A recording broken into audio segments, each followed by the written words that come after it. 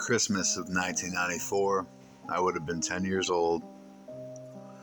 And we had a tradition in my family where I'd make out a separate list for my Nana, and I'd make a separate list for my parents.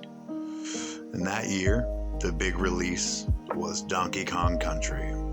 And I had seen the previews for it. I had read in Game Pro that it was going to be so incredible. And I put it on my list for my Nana to get for me. And every year that list, I was allowed to put one video game, a couple CDs, a couple toys. And that was the one I put down for the video game. And Christmas Eve came. That was always when we did our tree. And I definitely saw some video game shaped presents under the tree. So I went about opening them, and sure enough, Nana never let me down. And there was Donkey Kong Country. It had just come out in November, and it was under my tree already. And I remember popping it into the Super Nintendo and being amazed by it. It was life-changing. I remember it started this great tradition with my friend Keith, where through Donkey Kong Country 1, 2, and 3, we would both have the game, and we would race to see who could 100% all the stages, who could find all the DK coins the fastest. And even though we lived right across the street from each other, literally right across the parking lot, we would spend afternoons, not together, but on the phone, just a parking lot apart, comparing our progress and giving each other play-by-plays of how far we got in the game. And my Nana, when she bought it, she had no idea what Donkey Kong Country was. Heck, she was so old, honestly, she probably didn't even know Donkey Kong. But she knew I wanted it, and she got it for me. And though she didn't know, she started a beautiful tradition between me and my friend. And I have such fond memories of my Nana, and I know my friend Keith did too. And Donkey Kong Country is another one of those. I can still remember the day that Resident Evil 2 came out. My dad had promised me that he would have it ready for me when I got out of school. I remember walking to the roundabout that was right next to the middle school and getting in the car. Sure enough, in a KB Toys bag, there was my game. You don't really think of it at the time, but those are the memories that really count. Because I'm 39 years old and my dad's been dead for more than 10 years. And though my parents were never the type that played games with me, they weren't from that generation. Games were foreign to them. He understood what they meant to me. And so when some people might have just heard a kid begging for the next thing they wanted, my dad knew how important it was to me, even though he couldn't experience that for himself. And thinking back, some of my fondest memories, as shallow as it may sound, are of my dad buying me these games because they meant something to me, and they still do because of him. Resident Evil 2 was incredible.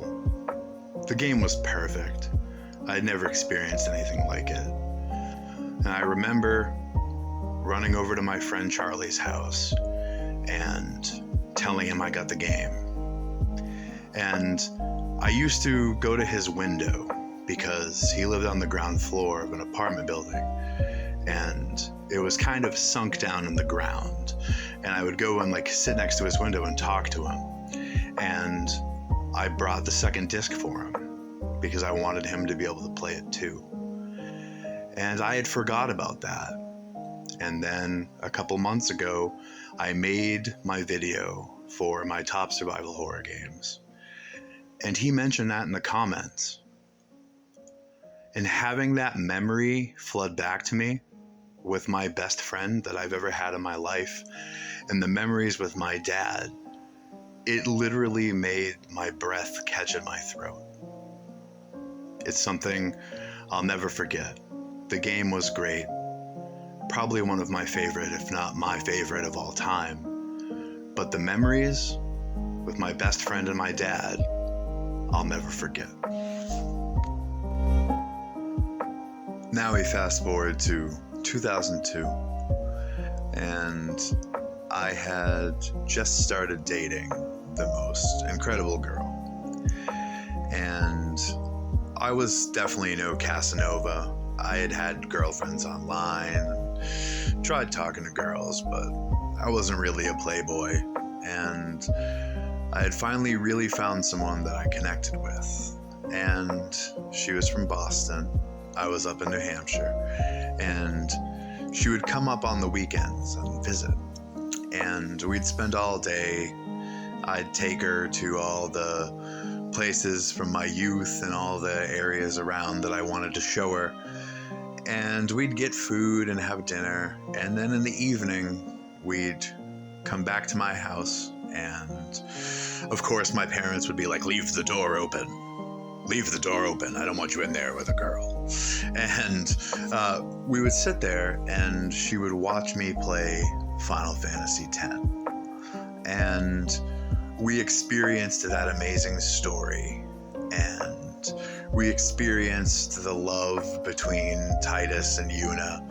And we had so much fun with me sitting on the floor and her sitting or laying on the bed behind me, watching me play this silly game, just a video game, on PlayStation 2. How could a video game, something that's just made for simple entertainment, bring such joy and bonding to two people?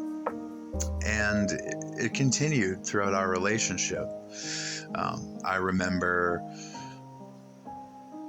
her playing Silent Hill 4, The Room, and the weekend that we had got it, I had just had my front teeth taken out because I had injured them and I didn't take care of them and they got infected and I was in an awful lot of pain.